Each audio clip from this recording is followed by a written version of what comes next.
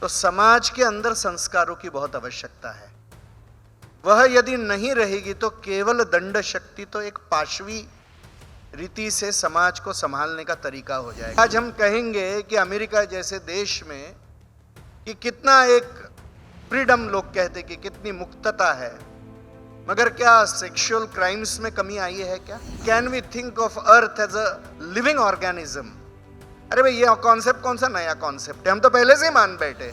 आज विश्व में हिंदू देश केवल 2 रह गए, नेपाल और भारत। लगभग 120 से ज्यादा ईसाई देश है, 50 से ज्यादा इस्लाम के देश है। ये देश का इतिहास देखेंगे तो 10-20 वर्षों में ये देश धराशायी हो गए। भारत क्यों धराशायी नहीं हुआ? भारत ही अकेला था कि यहां पर 1000 साल तक सत्ता बदल गई, मगर यहां की धर्म और संस्कृति को कोई नुकसान नहीं पहुंचा सका, क्योंकि समाज के अंदर ऐसे अनेक शक्ति केंद्र थे, उन्होंने इसको जीवित रखा। यहां इस कार्यक्रम में उपस्थित सभी मान्यवरों का, सभी का स्वागत है, सभी को प्रणाम। वैसे सुशासन का विषय है, आदरणीय अटल जी के निमित्त अनेक विषय हमारे सामने आने वाले हैं और उसका प्रारंभ ही संस्कृति इस विषय को लेकर हो रहा है। और हम देखेंगे कि हमारी जो संस्कृति है वह धर्म आधारित है। कई बार धर्म शब्द आता है तो कई लोगों को थोड़ी एलर्जी हो जाती है इन सारे विषयों में, और इसीलिए धर्म जब हम कहते हैं तो जैसे राजधर्म है, राष्ट्र धर्म है, तो कर्तव्यों का भी विषय है। धर्म हमारे यहाँ पर अनेक दृष्टि से उपयोग में लाया गया है, और इसलिए जब हम राष्ट्रीयता की भी बात करते हैं तो वह सांस्कृतिक राष्ट्रीयता की संकल्पना है, राष्ट्रवाद की संकल्पना है। और इसलिए ये सारी बातें एक तरीके से आपस में जुड़ी हुई है। कई लोगों को लगता है कि इस तरह की बातें ये दकियानुसी बातें हैं, ये तो आज के समय में इनका कहाँ कोई उपयोगिता है, ये तो एक मॉडर्न ऐसा समय है। अगर हम देखेंगे कि ये सारे जो विषय, इनकी प्रासंगिकता आज भी वर्तमान में बहुत सारी है, और उसी की तरफ मैं थोड़ा ध्यान आकर्षित करने का प्रयास करूंगा। आज जिन जीवन मूल्यों के बारे में संस्कृति जब हम कहते तो हमारा मन आकर्षित होता है, ध्यान आकर्षित होता है, तो वो सारे जीवन मूल्य ही ऐसे है कि जो अपने समाज की धारणा करते हैं।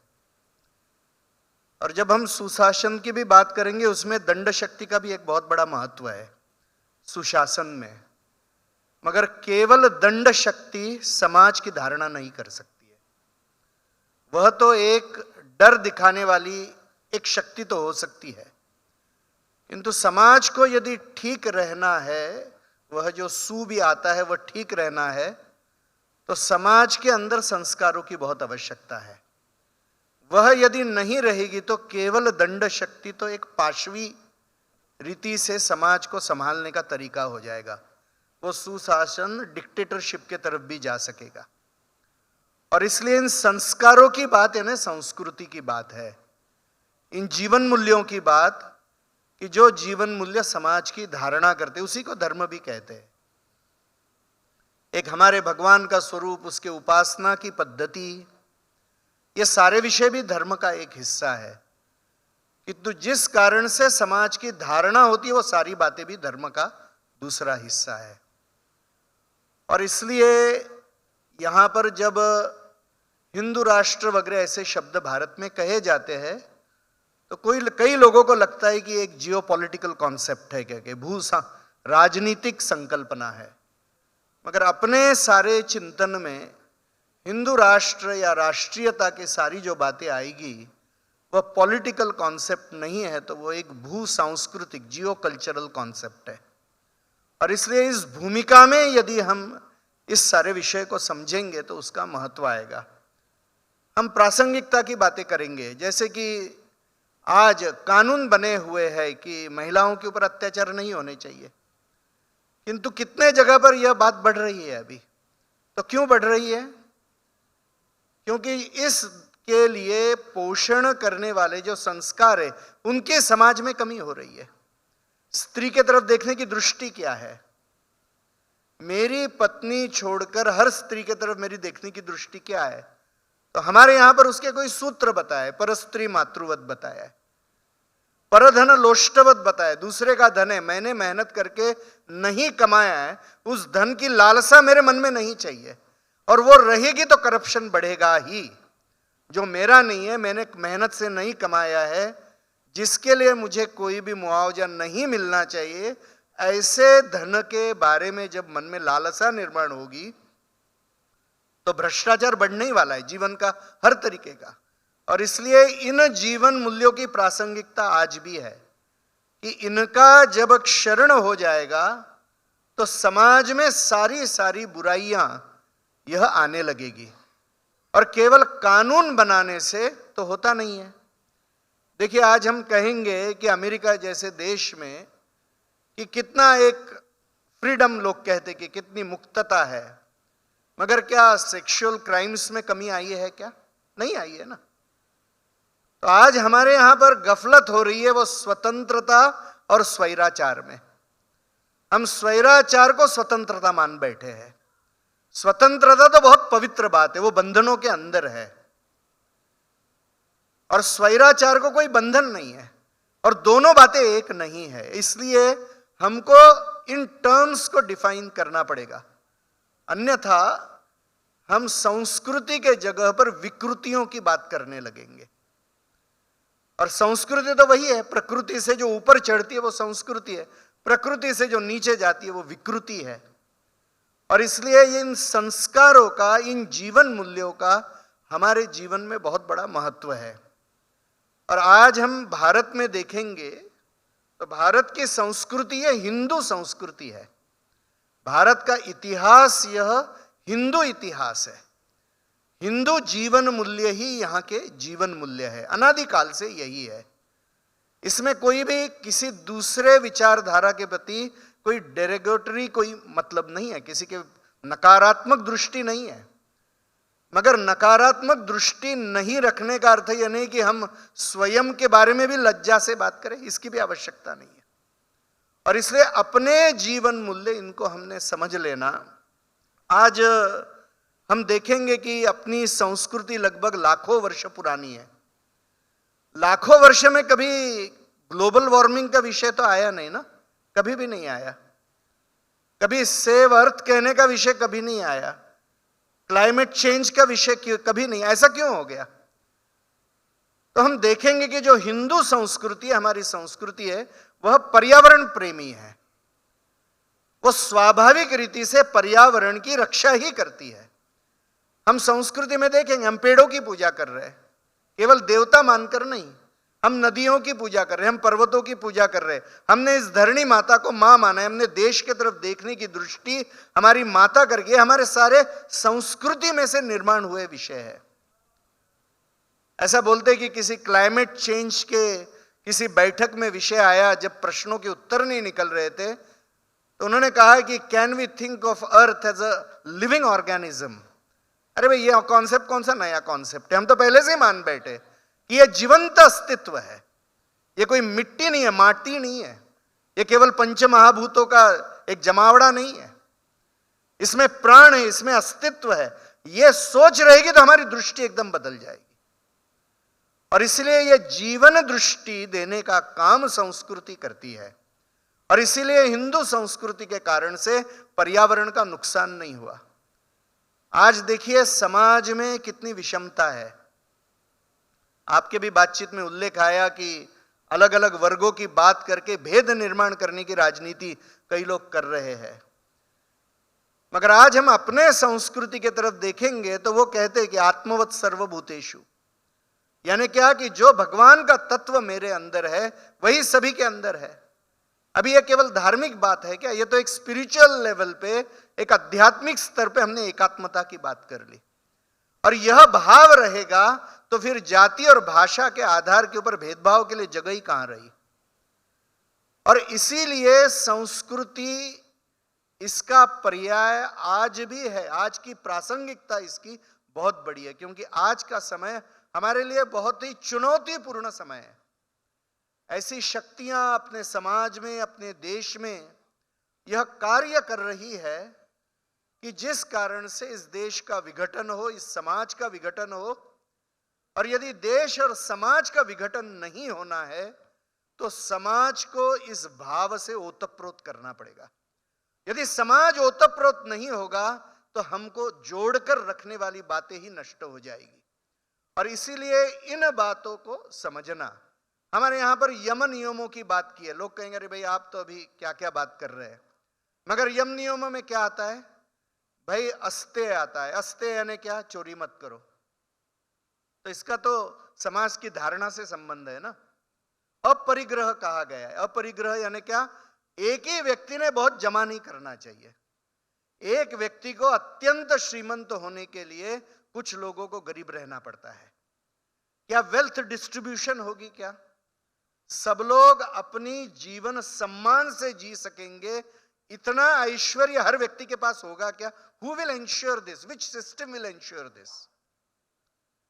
और इसलिए अपरिग्रह यानी आवश्यकता है उतना रखो, बाकी पुनः समाज को दान कर दो, वापस पुनः समाज को दो। यही बताया गया, संयम बताया गया है। यम नियमों में ये सारे के सारे व्यक्तिगत जीवन के और सामाजिक जीवन के ये नियम है सारे। और वो हमारे यहां पे सभी बातें क्योंकि धर्म की भाषा में की जाती है, और इसीलिए धर्म की भाषा में की जाती है, इसलिए उस फ्रेमवर्क में वो आती है। मगर वो तो है समाज धारणा के लिए ही, वो है व्यक्तिगत जीवन सुंदर बनने के लिए। आज हम अपने संस्कृति के बारे में देखेंगे तो दो तीन तत्व बहुत खुलकर सामने आते हैं। पहला है एक कृतज्ञता का भाव, सेंस ऑफ ग्रेटिट्यूड। यह हमारे एकदम चिंतन का मूलभूत आधार है। धर्म की बात करने वाला हिंदू समाज भी सबसे पहले किसी भी दूसरे भगवान की बात नहीं करता है, वो पहले मां की बात करता है। मातृवत है ना, जैसे मां को उन्होंने मातृदेवो भव कह दिया। क्यों कहा भाई? भगवान नहीं सिखाया पहले, मां भगवान ही सिखाया पहले। क्योंकि जो हमको 9 महीने अपने पेट में रखती है, अपने रक्त मांस से पालती है, उसको कितना धन देकर उसका ऋण से आप मुक्त हो सकते? कभी भी नहीं हो सकते। इसलिए मातृदेवो भव, इसलिए पितृदेवो भव, इसलिए आचार्य देवो भव। भगवान तो है ही नहीं यहां तो समाज के रिश्ते नाते हैं। और इसीलिए यह क्यों है? क्योंकि एक सेंस ऑफ ग्रेटिट्यूड, एक कृतज्ञता का भाव। और जब यह नहीं होगा, यह कृतज्ञता का भाव नहीं होगा, तो मुझे पता नहीं यहां कितने वकील बैठे हैं, कोई बता सकेगा कि गोवा के फैमिली कोर्ट में प्रति वर्ष कितने नए केसेस आ रहे हैं। आज किसी भी बड़े शहर में जाएंगे तो फैमिली कोर्ट में few thousand cases, new cases. किसी भी भारत के जिले में जाएंगे तो 600-700 नए केसेस के बिना कोई फैमिली कोर्ट चल नहीं सकता है। तो हमारी पारिवारिक स्थिति क्या बन गई? यानी दूसरे की जरूरत नहीं, हम आपस में ही झगड़ रहे इतने। हमारे परिवार, रिश्तेदारियां, प्रॉपर्टी के लिए झगड़ रहे, छोटे छोटे विषयों के लिए झगड़ रहे। क्यों झगड़ रहे? क्योंकि परस्पर के संबंध में स्वार्थ जग गया। और इसीलिए ये जब कृतज्ञता का भाव एक परिवार के प्रति पहले सीखना है, और जब भावना व्यापक बनेगी तो वो समाज तक जाएगी, और अत्यंत व्यापक बनेगी तो मानवता तक जाएगी, और फिर अत्यंत व्यापक बनेगी तो चेतन अचेतन सबको वो व्याप लेगी। आज लोग शुरुआत ही करना चाहते मानवता से। यानी मजे की बात है, आपने पहले की बेसिक्स तो सीखे ही नहीं और एकदम सब लोग मानवता की बात करने लगते हैं। बाकी उनको लगता है कि बहुत छोटी बातें हैं, मगर बेसिक्स तो इसमें है ना, यही नहीं सीखे होंगे तो आप कैसे क्या जा सकते हैं आगे। और इसीलिए ये मूलभूत तत्व, इसलिए पहली बात है यह कृतज्ञता का भाव। दूसरी बात है समन्वय का भाव। ये हिंदू संस्कृति का बहुत मूलभूत बात है। आज व्यक्ति ने समाज के साथ कैसा जीना चाहिए। आज दुर्भाग्य से हमारे कोर्टों में भी ऐसे विषय आने लगे हैं, लिव इन रिलेशनशिप और क्या क्या क्या क्या, कि हमारी हर व्यवस्था, हमारे हर सांस्कृतिक जीवन मूल्यों को नष्ट करने वाले ये विषय है।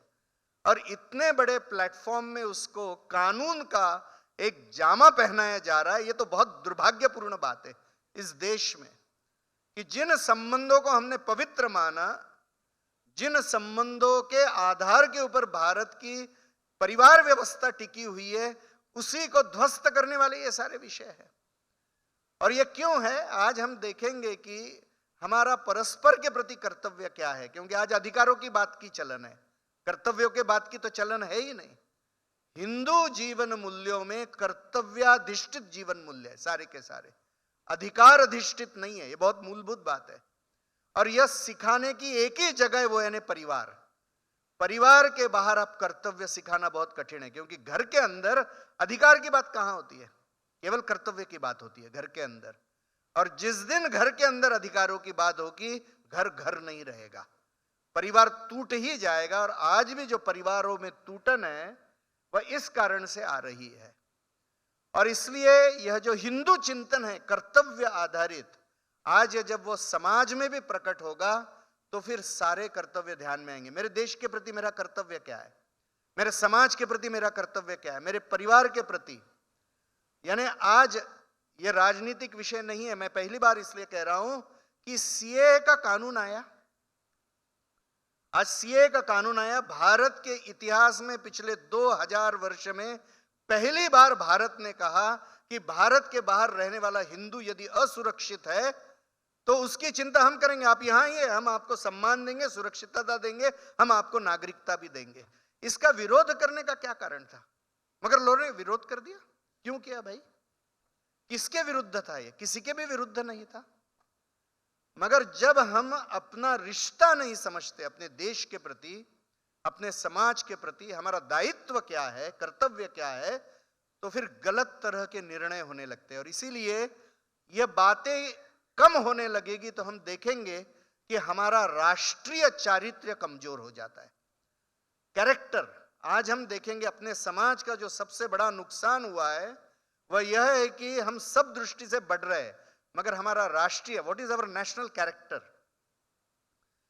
देखिए जयसिंह राजे तो औरंगजेब ने कहा कि शिवाजी महाराज जी को जाकर गिरफ्तार करो, क्योंकि स्वराज्य खड़ा हो रहा था। जयसिंह राजे आए, जयसिंह राजे का जीवन तो बहुत शुद्ध था, 1 लाख की सेना लेकर आए। शिवाजी महाराज जी की सेना बहुत छोटी थी, तो शिवाजी महाराज जी ने एक प्रसिद्ध पत्र लिखा है जयसिंह राजे को, और वो लिखते हैं कि आप भी हिंदू राजा है, मैं भी हिंदू राजा हूं, आप औरंगजेब की चाकरी क्यों कर रहे हैं, उसको हटाकर भारत के राजा आप बनिए, आपके घोड़े का लगाम लेकर मैं आपकी चाकरी करूंगा। जयसिंह राजे को उस बात समझ में नहीं आई। हम सब लोग इतिहास जानते हैं कि शिवाजी महाराज जी की गिरफ्तारी होगी, फिर आगरा से छूट गए।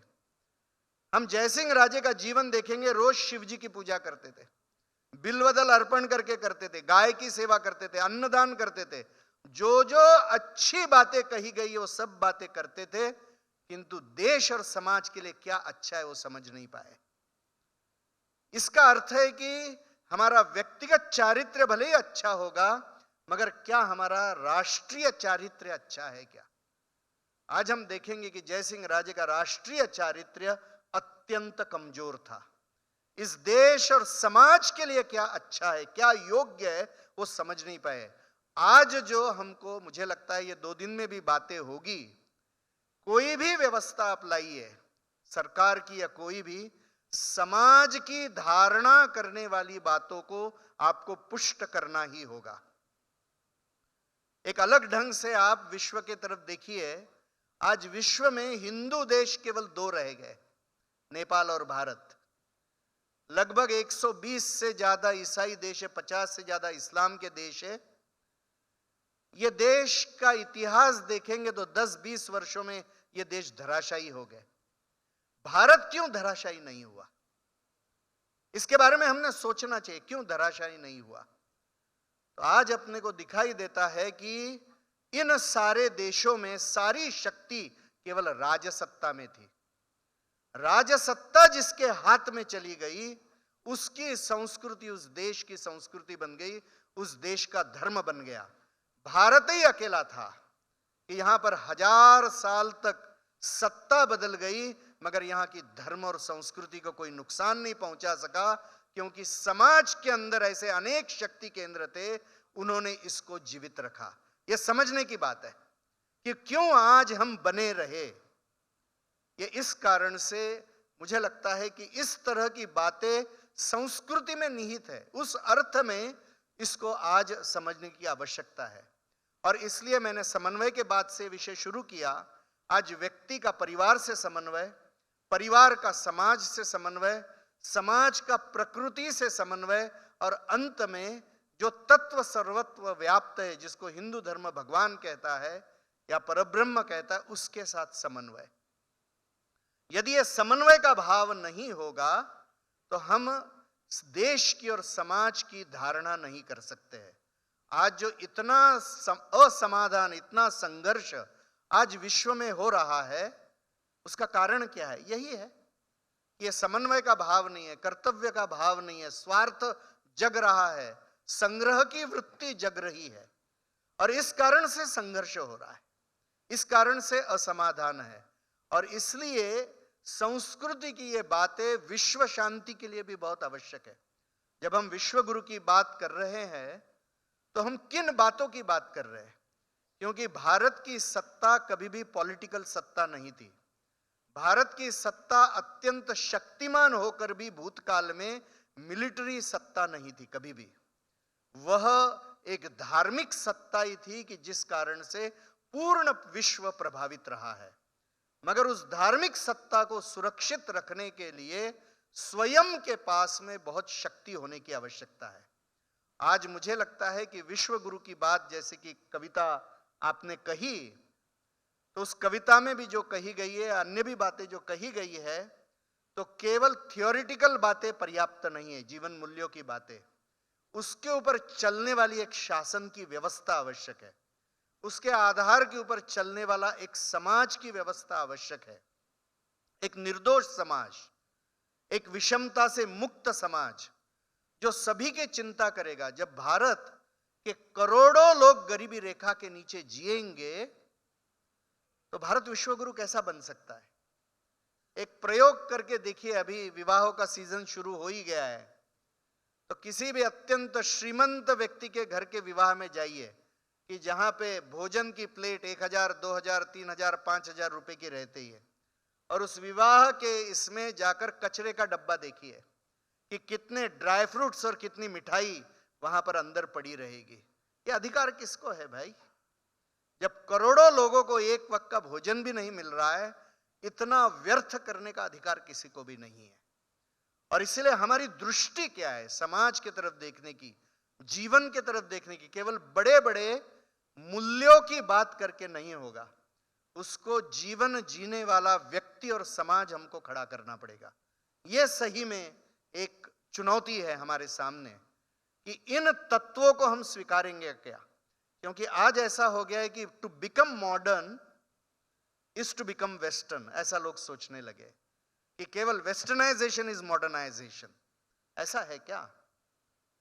केवल पश्चिमी सभ्यता को अंगीकार करना यानी हम मॉडर्न बन गए क्या? पश्चिमी सभ्यता में तो सिंगल पेरेंट फैमिलीज है, विदाउट मैरिज चिल्ड्रन है, बहुत तरह की बातें, वो भी स्वीकारनी है क्या हमको? बहुत तरह की बातें हैं। और इसलिए जीवन मूल्यों के ऊपर आधारित आज के काल सुसंगत ऐसा जीवन हमने जीना, यह बहुत आवश्यक है। जब हम संस्कृति की बात कर रहे हैं तो इसमें ऐसी अनेक बातें आती है। और इसीलिए मुझे लगता है कि एक हर व्यक्ति को, और जो पदाधिकारी है, समाज में प्रभावी लोग हैं, जिनका स्पीयर ऑफ इन्फ्लुएंस कुछ न कुछ है या बड़ा है, उनकी जिम्मेदारी और भी बड़ी है, क्योंकि लोग बड़ों को देखकर अपना व्यवहार करते हैं। और इसलिए मुझे लगता है कि हर व्यक्ति को अपने जीवन में इन संस्कृति के जीवन मूल्य लाने पड़ेंगे, तो हमारा परिवार और हमारा देश, हमारा समाज फिर सही अर्थ में अच्छा और विश्व में प्रभावी हो सकेगा। और यह काम केवल एक पार्टी, एक संगठन नहीं कर सकते हैं, एक जाति, एक बिरादरी नहीं कर सकते हैं। यह सबको मिलकर, यह मेरा कर्तव्य है, यह समझकर करना चाहिए। देखिए, मैं एक दाना बोता हूं, उसके 1000 दाने बनकर आते हैं। ये किसान की ताकत नहीं है, ये तो प्रकृति की ताकत है। जो ऑक्सीजन में ले रहा हूं, किसको मैं धन दे रहा हूं? जो पानी में पी रहा हूं, उसका धन किसको दे रहा हूं? हर चीज जो मैं उपयोग कर रहा हूं, उसका तो धन मैं दे ही नहीं रहा हूं, तो मेरे ऊपर तो बहुत कर्जा है ना, समाज का, प्रकृति का, विश्व का। क्या उसको मैं लौटा रहा हूं क्या? और यह करते हुए परस्पर संघर्ष न करते हुए यह करने का तरीका। और इसलिए क्योंकि कम्युनिज्म भी सब बातें बांटने की बात करता है, मगर जितने स्वयं के लोगों की हत्या साम्यवादी लोगों ने की, आप चाइना और रशिया का इतिहास देख लीजिए कि कितने करोड़ों स्वयं के देशवासियों की हिस्सा हत्या साम्यवाद ने की है। तो वो एक चिंतन है कि जिसके पीछे आज बहुत सारे युवक आकर्षित हो रहे हैं, because it is a very glamorous philosophy इसके लिए। मगर सबसे भयानक हिंसा और सबसे भयानक अत्याचार करने वाला वो चिंतन है, ये हम विश्व का इतिहास देखेंगे तो ध्यान में आएगा। और इसलिए मुझे लगता है कि हर व्यक्ति का ये कर्तव्य, केवल कविता का अर्थ बताकर मैं अपना विषय समाप्त करता हूं। रविन्द्रनाथ टैगोर जी की कविता है, वो लिखते हैं कि सूरज का अस्त हो रहा था। सूरज का अस्त हो रहा था तो सूरज के मन में चिंता आ गई कि इस अंधेरे के साथ कौन लड़ेगा। इतने में एक माँ एक मंदिर में गई, उसने एक छोटा सा दीपक जला दिया। सूरज को बड़ा आनंद हुआ। सूरज दौड़कर उस मंदिर में गया, उसने उस दीपक से वचन लिया कि तू इस अंधेरे से लड़ेगा। सूरज ने वचन मांगा तो दीपक ने भी वचन दे दिया। सूरज का अस्त हो गया तो अंधेरे को लगा कि मेरा विजय हो गया। मगर अचानक उसको एक कोने में वो दीपक जलते हुए दिखाई दिया। तो कवि लिखता है कि इस अंधेरे को बड़ा क्रोध आ गया कि कौन मेरे से लड़ने की हिम्मत कर रहा है। और अंधेरा दौड़ दौड़ कर उस मंदिर में आया कि बस इसको मैं समाप्त कर दूंगा।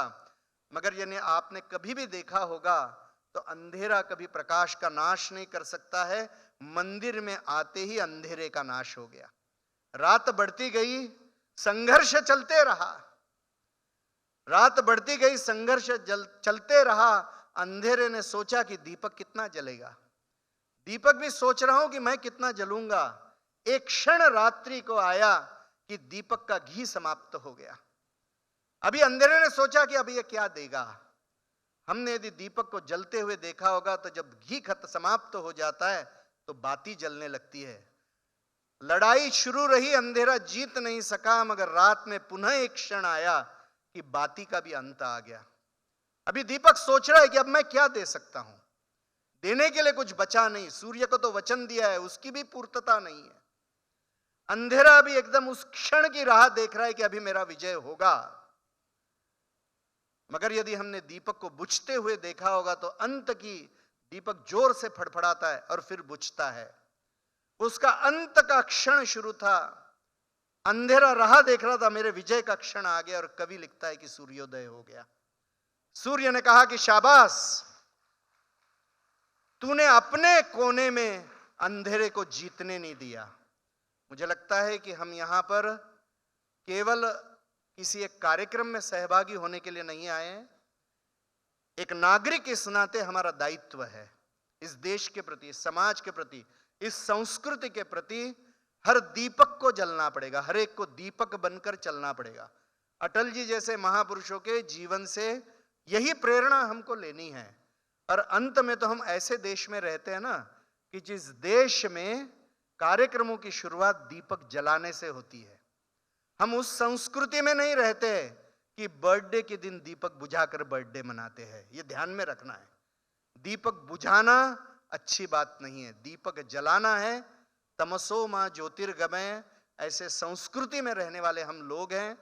और इसीलिए इस दृष्टि से कैसे इस संस्कृति का विषय हम ध्यान में लेकर कार्य कर सकेंगे, इतना ही मेरा निवेदन है कि हम सब लोग सोचें। सभी को प्रणाम।